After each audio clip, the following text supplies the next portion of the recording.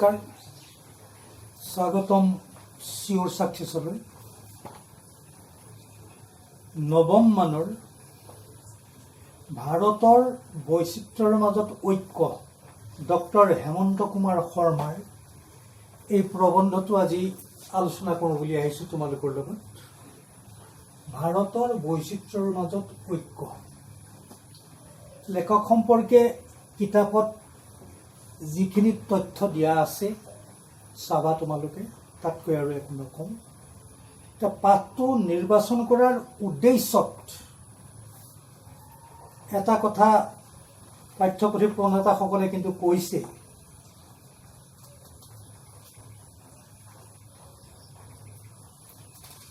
কিয় এই পাঠটো আমাক পঢ়িবলৈ দিছে যে এই পাঠটিৰ মাজেৰে লেখকে ভাৰতবৰ্ষৰ নিচিনা এখন বিশাল দেশৰ সাংস্কৃতিক সমন্বয়ৰ বিষয়ে এক সময় উপযোগী আৰু অতি গুৰুত্বপূৰ্ণ ব্যাখ্যা আগবঢ়াইছে। বিভিন্ন ভাষা ভাষী ধৰ্মাৱলম্বী মানুহ বসবাস কৰা স্বত্বেও সকলোৰে মাজত এক সামূহিক মিল আছে। সেয়া হৈছে আমি সকলো এক ভাৰতীয়। লেখকে ভাৰতীয়সকলৰ মাজত বিৰাজমান ভাষিক সাংস্কৃতিক সমন্বয়ৰ অনেক উদাহৰণ দাঙি ধৰিছে। গতিকে পাঠটো আমাক পঢ়িবলৈ দিয়াৰ উদ্দেশ্যটো হৈছে সেইটো যে ভাৰতৰ বৈচিত্ৰ্যৰ মাজত ঐক্য। বৈচিত্ৰ্য মানে কি? ভিন্নতা, বেলেগ বেলেগ। এই বেলেগ বেলেগ হোৱাৰ পিছতো কিন্তু আমাৰ ঐক্যটো আছে। সেইটো ডাঙৰ কথা বুলি লেখকে কৈছে। এই ঐক্যটো কোন কোন কাৰকবিলাকৰ কাৰণে হৈছে, কিয় আছে, তাৰ ব্যাখ্যা পাঠটোত কৰিছে। সেইখিনি কথা আমি পাঠটো আলোচনা কৰি গৈ থাকোঁতে কৰিম। বৈচিত্ৰতাৰ মাজত ঐক্য, আচলতে ঐক্যৰ আচল অৰ্থটো বৈচিত্ৰতাৰ মাজতহে ফুটি উঠে। সকলোবিলাক যদি এক, ভিন্নতা একো নাই, সব এক, ভাষা এক, জাতি এক, ধৰ্ম এক, দেখিবলৈ এক, খোৱা বোৱা, পিন্ধা উৰা, ঘৰ দুৱাৰ সকলোবিলাক এক, একেবাৰে যেনে জ্যামিতিক ঐক্য।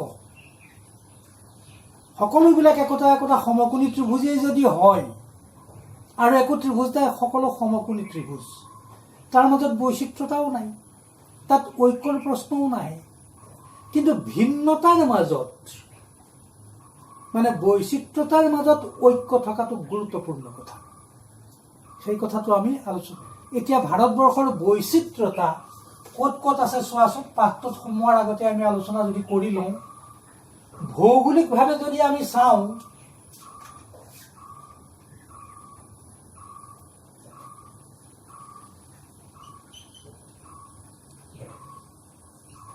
এইখনে যদি আমি ভাৰত বুলি ধৰি লওঁ, এইফালে হ'ল সাগৰ, বংগোপসাগৰ, এয়া হ'ল আৰৱ সাগৰ, ভাৰত মহাসাগৰ, ইয়াতে দ্বীপ আছে, ইয়াৰ মাজত দ্বীপ আছে, ইয়াত দ্বীপ আছে, কিবা কিবিবিলাক আছে। ইয়াৰ মাজেদি কৰ্কটক্ৰান্তি পাৰ হৈ গৈছে, ইয়াৰ তলেদিনি আমাৰ বিষুৱ ৰেখা গৈছে। আচ্ছা, এতিয়া ভৌগোলিক বৈচিত্ৰতাৰ প্ৰশ্ন ভৌগোলিক অৱস্থানত মন কৰা। সুউচ্চ হিমালয় পৰ্বতমালা, ওখ পাখ হিমালয় পৰ্বত, বিশাল সাগৰ, এফালে পৰ্বত এফালে সাগৰ, বেলেগ বেলেগ। এই হিমালয় বৰফেৰে আবৃত, ঠাণ্ডা, অথচ আমাৰ এই গ্ৰীষ্মমণ্ডলত এই যে বিষুৱ ৰেখা কৰ্কটক্ৰান্তিৰ মাজৰ জেগাখিনি গৰম, এফালে ঠাণ্ডা এফালে গৰম। এইফালে আকৌ ৰাজস্থানৰ ফালে মৰুভূমি, দক্ষিণ ভাৰতত আকৌ মালভূমি, ইফালে আকৌ এই কৰ্ণাটক, তামিলনাডু, মাদ্ৰাজ, এইফালে বছৰত দুবাৰকৈ বাৰিষা হয়, প্ৰচণ্ড বৰষুণ হয়। উৰিষ্যাৰ ধুমুহা সদায় তোমালোকে জানাই, ইমান বৰষুণ হয়। ইফালে আকৌ মৰুভূমি। গতিকে এই ভৌগোলিকভাৱে ইমান ভিন্নতা আছে, কিন্তু গোটেই ভাৰতবৰ্ষখন এক হৈও আছে। এই বৈচিত্ৰতাৰ মাজত ঐক্য, এইটো হ'ল ভৌগোলিক দৃষ্টিভংগীৰে এইখিনি কথা। পাঠত আছে, মই পাঠ আলোচনা কৰি যাওঁতে সেইখিনি আলোচনা হ'ব। ভাষাৰ ক্ষেত্ৰত যদি চোৱা, অসমীয়া, বেংগলী, হিন্দী, ৰাজস্থানী, মাৰোৱাৰী, কিমান ভাষা, তামিল, তেলেগু, কান্নাড়ী ভাষা, বিভিন্ন ভাষা আছে। অসমত অসমীয়া বুলি আমি কৈছোঁহে, অসমীয়া ভাষাটোৰ অসমত চলাৰ মাজত কিমান ভিন্নতা আছে মন কৰিবাচোন। অসমীয়া ভাষাটোৰে মই মিচিং ভাষা, বড়ো ৰাভা, বড়ো ভাষা, নেপালী ভাষা, বেংগলী ভাষা, আৰবিক, এইবিলাকৰ কথাটো আছেই ভিন্নতা। অসমীয়াৰ মাজতে আকৌ বৰপেটা নলবাৰী ফালৰ ভাষা মন কৰিবা, শিৱসাগৰ যোৰহাটৰ ফালৰ ভাষা মন কৰিবা, মধ্য অসমৰ ভাষা, লখিমপুৰ গহপুৰ ফালৰ ভাষা মন কৰিবাচোন, ভিন্নতা আছে। অসমত যেনেকৈ ভাষিক ভিন্নতা আছে, প্ৰতিটো অঞ্চলত, প্ৰতিখন ৰাজ্যতো তেনেকৈ ভিন্নতা আছে। উপভাষা আছে, দোৱান আছে, ইমানবিলাক ভাষা থকাৰ পিছতো, ভাষিক ভিন্নতা থকাৰ পিছতো আমি গোটেই ভাৰতীয়খিনি এক। এই ভিন্নতাৰ মাজত এক। জাতিগতভাৱে যদি চোৱা, বিভিন্ন ৰাজ্যত ভিন্ন ভিন্ন জাতি আছে। অসমতে কিমান জাতি আছে তোমালোকে হিচাপ কৰি পাৰ নাপাবা। ভিন্ন জাতি, জাতি বেলেগ হ'লে কৃষ্টি সংস্কৃতি বেলেগ হয়, সেইটোতো ভিন্নতা আহে। গতিকে ভাষাত বেলেগ, জাতিত, ধৰ্মত, হিন্দু ধৰ্ম, মুছলিম ধৰ্মতো আছেই, খ্ৰীষ্টিয়ান আছে, বুদ্ধিষ্ট আছে, জৈন আছে, আকৌ এতিয়া লাহে লাহে কিছু কিছু ধৰ্ম আকৌ নতুনকৈ সৃষ্টিও হৈ আছে। বিভিন্ন ধৰ্মৰ মানুহ আছে, কিন্তু একেলগে আছো। ভৌগোলিকভাৱে বৈচিত্ৰতা আছে, জলবায়ু বেলেগ, বতৰ বেলেগ, এফালে মৰুভূমি, এফালে মালভূমি, এফালে সাগৰ, এফালে পৰ্বত, সাজ সজ্জা বেলেগ, আমাৰ খোৱা বোৱা বেলেগ বেলেগ। আমি যদি বৈচিত্ৰতা আলোচনা কৰি যাওঁ, চব বেলেগ বেলেগ বিলাক পাই গৈ থাকিম। কিন্তু এই বৈচিত্ৰতাক এডাল সূতাৰে গাঁঠি থোৱা আছে, ঐক্যৰ সূতাডাল। আমি সকলো এক ভাৰতীয়, এক ভাৰতীয় জাতি, আমি এক ভাৰতীয় মহাজাতি। এই ভাৰতীয়ত্বৰ মাজত আমাৰ এই আঞ্চলিকত্ববিলাক সকলোবিলাক আছে, এইবিলাকৰো মৌলিকতা আছে, এইবিলাকৰো সৌৰভ আছে, গন্ধ আছে, কিন্তু একেলগে আছো। এখন ফুলনি বুলি ধৰি লোৱাচোন, ইয়াত এপাহ ফুল ফুলিছে, তাৰ ৰং বেলেগ, গন্ধ বেলেগ, গছজোপাৰ ওখ চাপৰ আনৰ লগত নিমিলে। ইয়াতো ফুলিছে, বিভিন্ন ৰঙৰ ফুল ফুলি আছে, বেলেগ সৌৰভৰ, বেলেগ দেখিবলৈ বেলেগ, কিন্তু সকলোবিলাক একেখন ফুলনিতে আছো। গতিকে ভাৰতবৰ্ষখন ভিন্ন ৰঙী সূতাৰে বোৱা এখন যেন বৰ সুন্দৰ দলিচা, ৰং বিৰঙৰ বৰ্ণাঢ্য, ইয়াৰ বৰ্ণচ্ছতাৰে সৈতে সকলোকে, বিশ্বকো মোহিত কৰি ৰাখিছে। সেই বৈচিত্ৰতাৰ মাজত ঐক্যৰ সন্ধান কৰিছে ডক্টৰ হেমন্ত কুমাৰ শৰ্মাই। এতিয়া আমি পাঠটোৰ মাজলৈ সোমাই যাওঁ।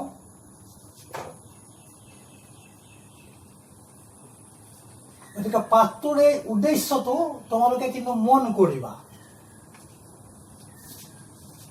এই বৈচিত্ৰতাখিনিকে লক্ষ্য কৰিবলৈ দিছে বুলি নাভাবিবা, ঐক্যৰ সন্ধান কৰিব লাগিব।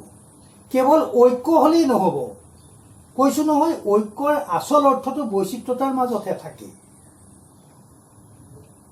গতিকে এই বৈচিত্ৰতাৰ মাজত ঐক্য, এই কথাটো বুজিবৰ কাৰণে পাঠ তোমাক পঢ়িবলৈ দিছে। এতিয়া প্ৰথম দফাটোতে আছে, চোৱা যে প্ৰথম দফাটো মই আগতেও কওঁ যে মই শাৰীয়ে শাৰীয়ে পঢ়ি নাযাওঁ, যে ই এখন সুসভ্য ঐতিহ্যপূৰ্ণ দেশ, লগতে আকৌ এখন বৈচিত্ৰ্যপূৰ্ণ দেশ বুলিও কৈছে। ভাৰতবৰ্ষ এখন অতি পুৰণি, সুসভ্য, ঐতিহ্যপূৰ্ণ দেশ।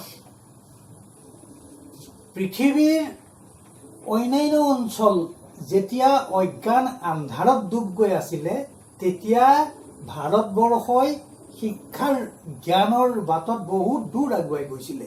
ইয়াত কৈছে যে তেতিয়াই ভাৰতে দৰ্শন, বিজ্ঞান, সাহিত্য, সুকুমাৰ কলা আদি বিষয়ত উন্নতিৰ উচ্চ শিখৰত উপনীত হৈছিল। যে ভাৰতবৰ্ষ এখন বৈচিত্ৰ্যপূৰ্ণ দেশ। তাৰ কাৰণ কৈছে চোৱা, ভৌগোলিক অৱস্থাত আমি আলোচনা কৰিছোঁ, আৰু বিভিন্ন সময়ত ভাৰতলৈ অহা বিভিন্ন মানৱ জাতিৰ ধৰ্ম, ভাষা, আচাৰ ব্যৱহাৰ, কলা সংস্কৃতি আদি বিষয়ত ভাৰতৰ বিচিত্ৰতা লক্ষ্য কৰিব পাৰি। এইটো হ'ল 1 নম্বৰ দফাত কোৱা কথা, যে ভাৰতবৰ্ষ তাহানিৰে পৰাই সুসভ্য আগবঢ়া দেশ। পৃথিৱীৰ অন্যান্য প্ৰান্তৰ মানুহ যেতিয়া আন্ধাৰত আছিলে, অজ্ঞানতাৰ মাজত সোমাই আছিলে, ভাৰতে তেতিয়াই দৰ্শন, বিজ্ঞান, সাহিত্য, সুকুমাৰ কলাৰ জ্ঞানেৰে ভাৰত আলোকিত হৈ আছিলে। আনেও চমক খাইছিলে ভাৰতৰ পোহৰ দেখি। ই বৈচিত্ৰ্যপূৰ্ণ দেখো, বেলেগ বেলেগ। ক'ত পাইছে? ভৌগোলিক অৱস্থানৰ মাজত পাইছে। বিভিন্ন সময়ত উত্তৰ পূবেদিও আহিছে, উত্তৰ পশ্চিমেদিও আহিছে, মানুহ আহিছে। এই মানুহখিনি অহাৰ আগতেও মানুহ আছে। সেই মানুহৰ লগত নতুনকৈ অহা সকলৰ যিটো সংমিশ্ৰণ, এছিমিলেশ্যন হৈ এক বিশাল ভাৰতীয় সত্তা গঢ় লৈ উঠিছে। সেই বৈচিত্ৰতা নতুনকৈ অহা মানুহে লগত লৈ অহা ধৰ্ম, ভাষা, কৃষ্টি, সংস্কৃতিৰ লগত বেলেগ বেলেগ, আগৰখিনিও বেলেগ। এইবিলাক ভিন্নতা থকাৰ মাজতো যে এক হৈ গ'ল, সেই কথাখিনি ক'বলৈ গৈছে। এতিয়া দ্বিতীয় দফাটোত ভৌগোলিক অৱস্থানৰ কথা আলোচনা কৰিছে।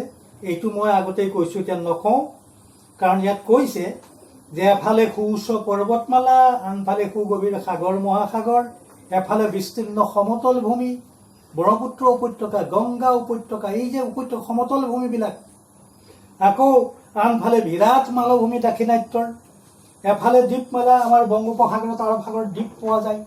ইয়াৰ ভিতৰত দেশৰ ভিতৰত বহুত হ্ৰদ আছে, জলাশয় আছে, ইত্যাদি ইত্যাদি।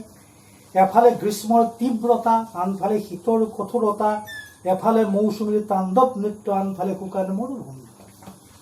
মৌচুমী এতিয়া বৰ্তমান অসমৰ অৱস্থা কি? আষাৰ মাহটো গ'ল, বৰষুণ দিয়ে আছে। তোমালোকেও ভাবিছিলা, আমিও আশা কৰিছিলোঁ যে শাওনত হয়তো অলপ কমিব, বানপানীবিলাক অকণমান ঠিক হ'ব। নাই, বৰষুণ পৰিয়ে আছে। এই মৌচুমীৰ প্ৰভাৱত ধাৰাসাৰ বৃষ্টিপাত। অথচ একে সময়তে মৰুভূমিওতো আছে। ৰাজস্থানৰ ফালে থৰ মৰুভূমি, এফালে বানপানী, এফালে শুকান। এই বৈচিত্ৰতা ভৌগোলিক।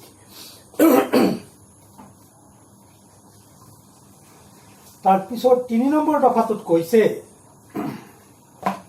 যে ভাৰতবৰ্ষলৈ বিভিন্ন সময়ত বিভিন্ন ঠাইৰ পৰা মানুহ আহিছে।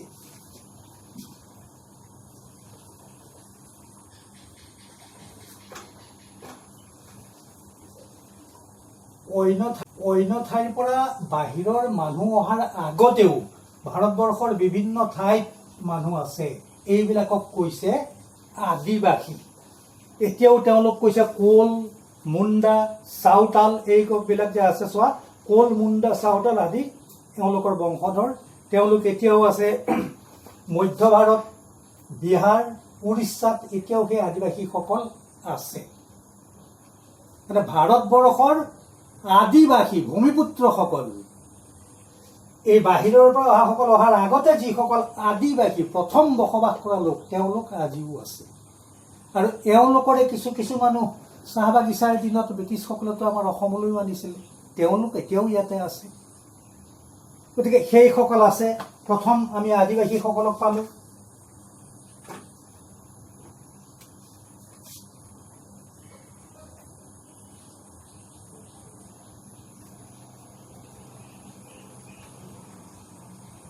তাৰপিছতে আমি দ্ৰাবিড়সকলৰ কথা আলোচনা কৰিব লাগিব, যে ভাৰতবৰ্ষলৈ অহা এটি সুপ্ৰাচীন মানৱ গোষ্ঠী হ'ল দ্ৰাবিড়সকল।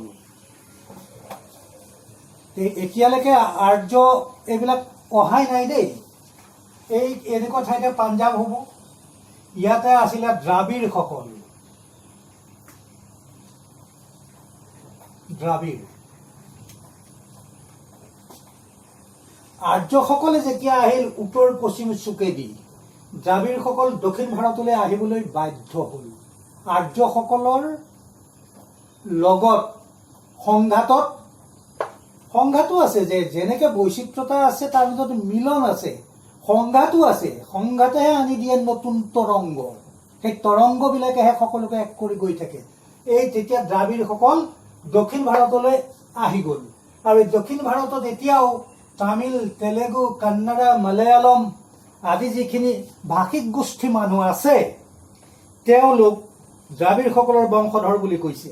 যে দক্ষিণ ভাৰতৰ তামিল, তেলেগু, কন্নড় আদি লোকসকল দ্ৰাবিড়সকলৰ বংশধৰ। তাৰপিছত কৈছে যে উত্তৰ পূব চুকেদি দুটা মানৱ গোষ্ঠী আহিছিলে। পুৰণি কালত আৰু দুটি মানৱ গোষ্ঠী উত্তৰ পূব চুকেদি সোমাই ভাৰতবৰ্ষত স্থায়ীভাৱে বসতি কৰিবলৈ। উত্তৰ পূব চুক মানে কোনটো? উত্তৰ পূব এইটো, এইফালে আমাৰ ফালেদি পাটকাই পাৰ হৈ অসম, এই হিমালয়ৰ এই ৰাস্তা উত্তৰ পূব চুকেদি আহিছিলে। তেওঁলোক হ'ল মংগোলীয় আৰু অষ্ট্ৰিক গোষ্ঠীৰ লোক বুলি কৈছে। তেওঁলোক হ'ল অষ্ট্ৰিক আৰু মংগোলীয়। এতিয়া নগা, বড়ো, মিচিং, কাৰ্বি, গাৰো, আমাৰ অসমৰ কথা কৈছে, আহোম, এইসকল হৈছে মংগোলীয় গোষ্ঠীৰ লোক। গতিকে মন কৰিবা, আমি প্ৰথম পালোঁ আদিবাসী, দ্ৰাবিড়, তাৰপিছতে আমি পালোঁ অষ্ট্ৰিক আৰু মংগোলীয়। অষ্ট্ৰিক আৰু মংগোলীয়সকল এতিয়া আমাৰ অসমতো যথেষ্ট আছে, উদাহৰণ দিছে। আদিবাসী আজিও আছে, দ্ৰাবিড় আজিও আছে, অষ্ট্ৰিক আৰু মংগোলীয় বিভিন্ন ঠাইত সিঁচৰিত হৈ আছে। কিন্তু আমাৰ এই উত্তৰ পূব চুকেদি যে আহিছিলে, গতিকে আমাৰ এই উত্তৰ পূৰ্ব ভাৰততে তেওঁলোকৰ বাসস্থান মোটামুটি হৈ গ'ল। আমি তাৰপিছত আজিও মানুহ আহি আছে। এইটোতো বৰ্তমান কিছুমান আলোচনা বিলোচনাৰ মাজত তোমালোকে জানাই। তাৰপিছত আহিল কি? দ্ৰাবিড়সকলে উত্তৰ ভাৰতত বসবাস কৰি থকা সময়তে, অৰ্থাৎ প্ৰায় ৪,০০০ বছৰ আগতে আৰ্য নামে এটা জনগোষ্ঠী উত্তৰ পশ্চিম ফালেদি ভাৰতত সোমাই। এইটো ভাৰতীয় বৈচিত্ৰতাৰ ক্ষেত্ৰতেই কোৱা, ভাৰত বুৰঞ্জীৰ ক্ষেত্ৰতেই কোৱা, ভাৰতীয় সভ্যতা সংস্কৃতিৰ ক্ষেত্ৰতেই কোৱা এটা গুৰুত্বপূৰ্ণ ঘটনা। এইবাৰ উত্তৰ পশ্চিম ফালেদি আহিল, এই উত্তৰ পশ্চিম ফালেদি আহিল আৰ্যসকল।